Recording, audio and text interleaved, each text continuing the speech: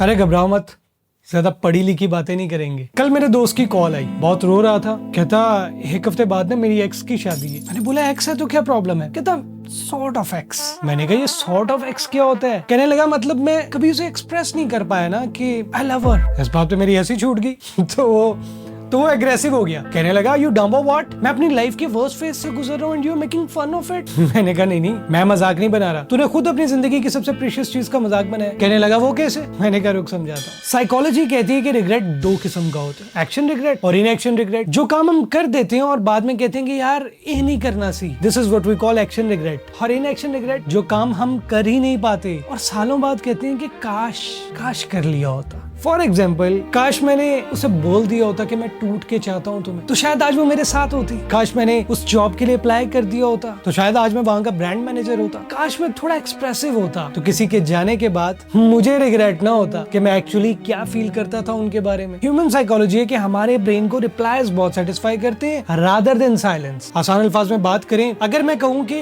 Bro एक काम करेगा मेरा एंड यू से नहीं मैं नहीं करूंगा, तो शायद मैं लट गो कर दूंगा ये सोच के कि ये बंदा कमदा ही नहीं है। लेकिन अगर मैं कहूँ ब्रो एक काम करेगा एंड यू स्टेड साइलेंट, तुम जवाब ही नहीं दोगे, एकदम चुप हो जाओगे, तो मैं यही सोचता रहूंगा ना कि why didn't he reply me. Uncomfortable तो नहीं हो गया था मेरे सवाल से? एक टर्म होती है काउंटर फैक्चुअल थिंकिंग, यानी कि दिमाग अल्टरनेटिव रियलिटीज बनाता रहता है। अगर उस दिन कॉल कर लेता तो, अगर उसे रोक लेता तो, अगर मैं उस बिजनेस प्रपोजल को एक्सेप्ट कर लेता तो, अगर मैं बाहर चला जाता तो। रियलिटी एक होती है मगर दिमाग 100 इमेजिनरी वर्जन्स बना लेते हैं। और इंसान अक्सर अपनी रियल लाइफ से नहीं इमेजिनरी वर्जन से कंपेयर कर करके दुखी होता रहता है। अगर किसी ने रिजेक्ट कर दिया, जॉब नहीं मिली, बिजनेस फेल हो गया, दर्द होता है लेकिन रिकवरेबल होता है। लेकिन unsaid things are never recoverable. इसीलिए कई दफा रिग्रेट फेलियर का नहीं होता, रिग्रेट अनसर्टेनिटी का होता है, अनस्पोकन वर्ड्स का होता है। हम जिंदगी में जो भी गलत फैसले करते हैं उनका रिग्रेट वक्त के साथ कम हो जाता है, मगर जो मौके हम लेने की हिम्मत नहीं करते,